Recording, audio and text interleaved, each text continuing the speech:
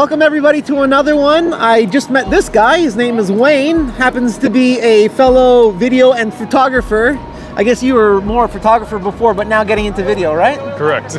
So I'm just doing a little review. You know, I don't really do reviews. Definitely nothing scientific, but I've got my old Rokkor lens, and I thought I'd come out here to Dundas Square. This is Dundas Square in Toronto, by the way. Anybody who doesn't know the city. Anyway, yeah, let's see how this goes.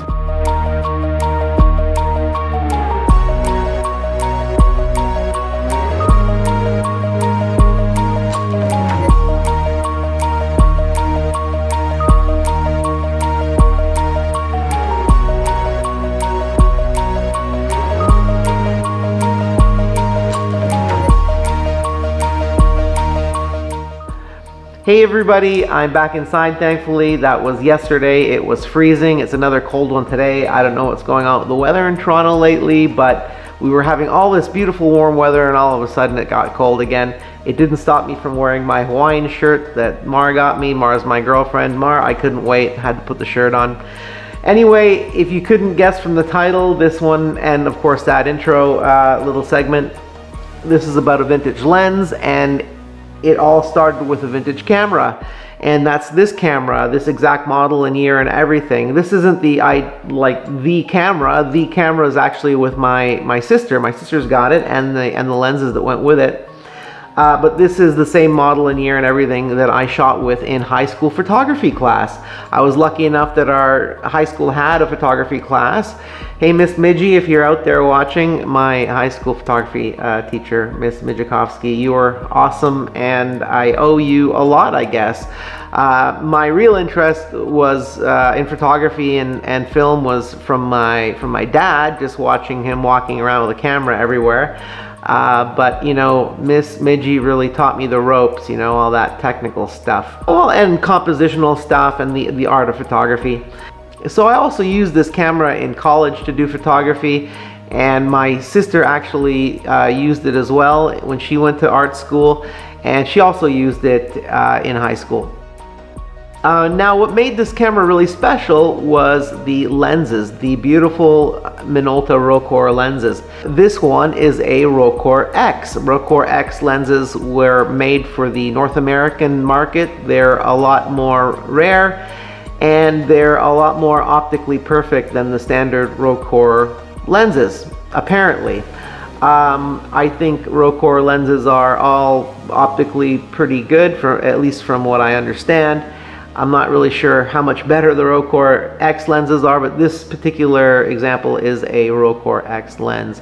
So it has a relatively wide maximum aperture of f1.7 and a focal length of 50.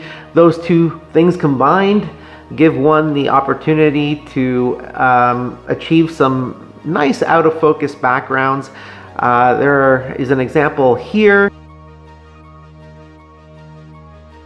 You can see that the distance between these figures is actually not very much, and all that's really in focus is the tip of that gun.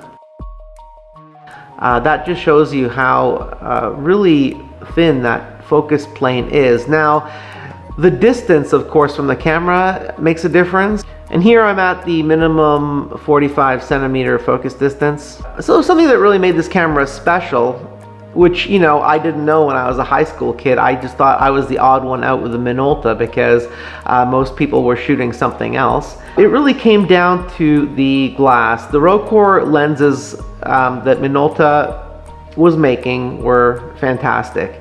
There's a bit of a Rokkor fanboy that I'd like to direct you guys to if you want to know more about these lenses. His name is Justin Phillips. He's got a great YouTube channel where he goes through the whole history of these Rokkor lenses. So I'm no Justin Phillips, but I can give you a little bit of background on Minolta. Minolta was around since 1928.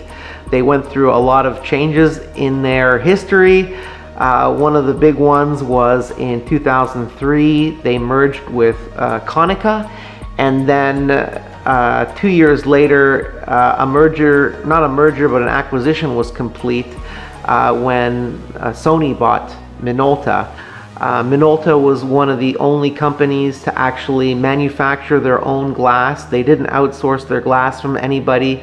In fact, Leica was buying glass from Minolta for their lenses. I had no idea that I had anything special when I was shooting in photography class. I was just the odd kid out that was shooting with a Minolta. But of course, now looking back at it, I'm thinking, well, I was lucky that I got to shoot with one of these fabulous lenses.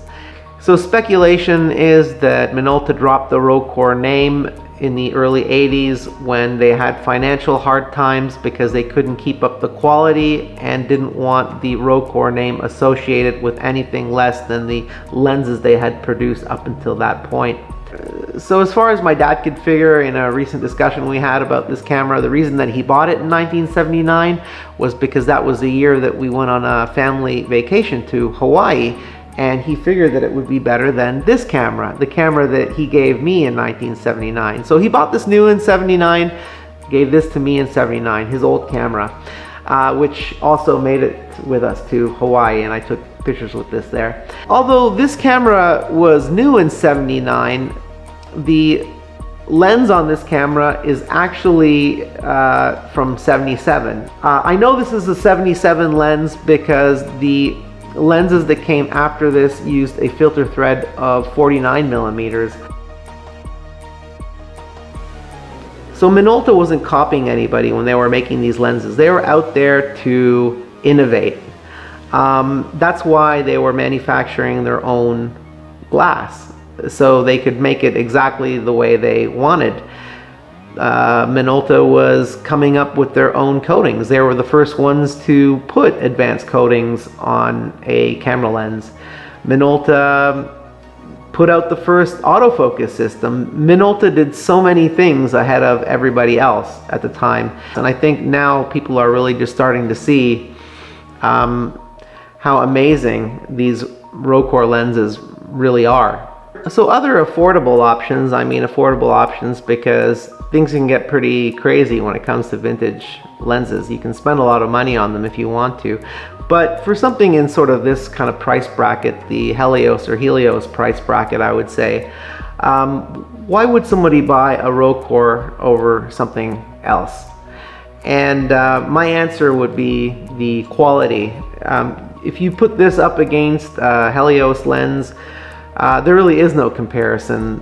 The quality of these lenses goes way beyond those lenses, and I know that I'm gonna maybe get a little bit of flack from people who love their Helios lenses. Yeah, they're fantastic for the results that they can produce, and I'm talking about the character. That character comes from quality problems with the lens. And you won't find that in these lenses. You'll find a vintage quality to these lenses, but it's not because of quality problems that the lens had in the beginning. Most of those lens manufacturers were trying to copy Leica. And Leica was out there buying glass from Minolta. Minolta was out there in the forefront, innovating the entire time. They weren't copying anything with these lenses. They were out there to make their own mark in the world of photography. So it could be my feelings of nostalgia for Minolta and these Rokkor lenses makes me a little bit biased, but perhaps I've convinced you to buy one of these old Rokkor lenses. But where are you going to find one? Look for old Minoltas if you're looking for Rokkor lenses, because often people who don't necessarily know the value even of their lens are getting rid of the camera and the lens together, or lenses together. In that way, you can often get a better deal. The guy selling this camera wanted 60 bucks for it, $60 Canadian. I'll leave that below, the American equivalent. When I saw this lens, I couldn't believe it. It was like nobody had ever used it. This lens was and is super clean, no fungus, no nothing. It was really like it came straight out of the box. So there are some very sought after special Rokkor lenses that may be a little bit harder to find, like the 58mm f1.2, which I would love. Those lenses aren't going to come cheap, regardless of whether they're with a camera or not. This one might have been more fun for me than it was for you guys, but hopefully someone out there got something out of this. If you did, consider throwing me a thumbs up. If not, that's okay too. If you want to make sure you don't miss any of these, please consider subscribing if you haven't done so already.